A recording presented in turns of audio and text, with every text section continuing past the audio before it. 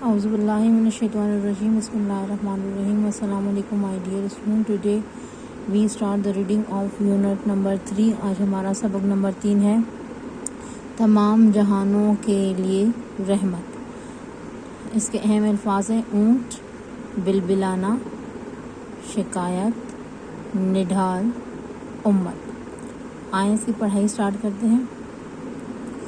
علی نے سفید رنگ کی ایک بلی پالی تھی. اس نے بلی کا نام مانو رکھا. آج اتوار تھا.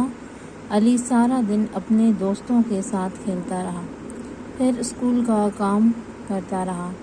وہ مانو کو بالکل بھول گیا. رات ہوتے ہی کھانا کھا کر علی سونے کے لیے لیٹا تو اس کے ابو نے اس سے مانو کے بارے میں پوچھا. علی ایک دم پریشان ہو گیا. ارے میں تو بالکل بھول گیا. وہ فوراً بستر سے اٹھا اور کھانا لے کر مانو کے پاس چلا گیا. مانو بھوک پیاس سے نڈھال بیٹھی تھی. علی کو افسوس ہوا. وہ مانو کو کھانا کھلانے لگا.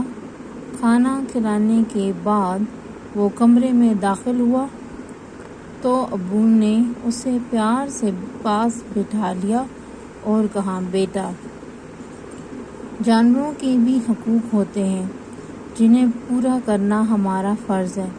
انہیں وقت پر کھانا کھلانا چاہیے اور ان کے آرام کا بھی خیال رکھنا چاہیے.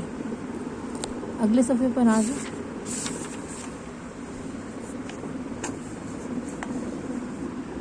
جی ابو جان، مجھے احساس ہے، علی نے شرمندگی سے سر جھکا کر کہا.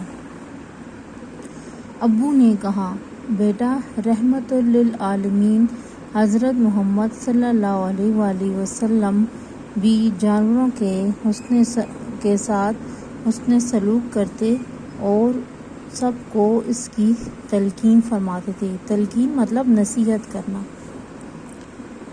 رحمت للعالمین کا کیا مطلب ہے ابو جان؟ علی نے پوچھا. رحمت للعالمین کا مطلب ہے تمام جہانوں کے لیے رحمت. ہمارے نبی صرف انسانوں کے لیے ہی نہیں بلکہ تمام مخلوقات کے لیے رحمت بنا کر بھیجے گئے تھے.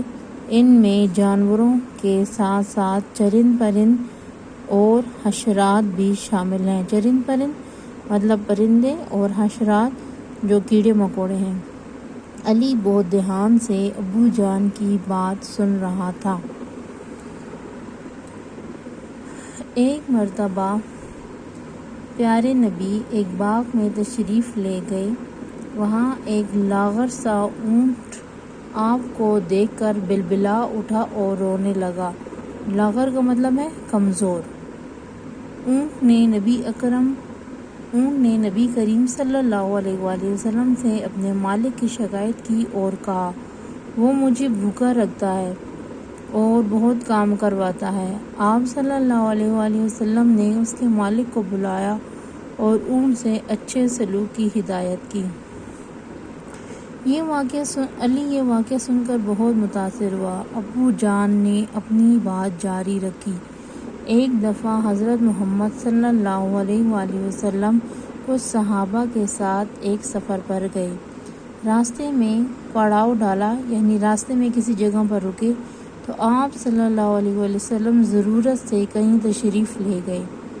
جب واپس آئے تو دیکھا کہ ایک صحابی نے اپنا چولہا ایسی جگہ جلایا ہے جہاں چونٹیوں کا بل تھا. بل تھا مطلب ان کا گھر تھا، گھر بنایا ہوا تھا انہوں نے. یہ دیکھ کر آپ صلی اللہ علیہ وآلہ وسلم نے دریافت کیا، یہ کس نے کیا ہے؟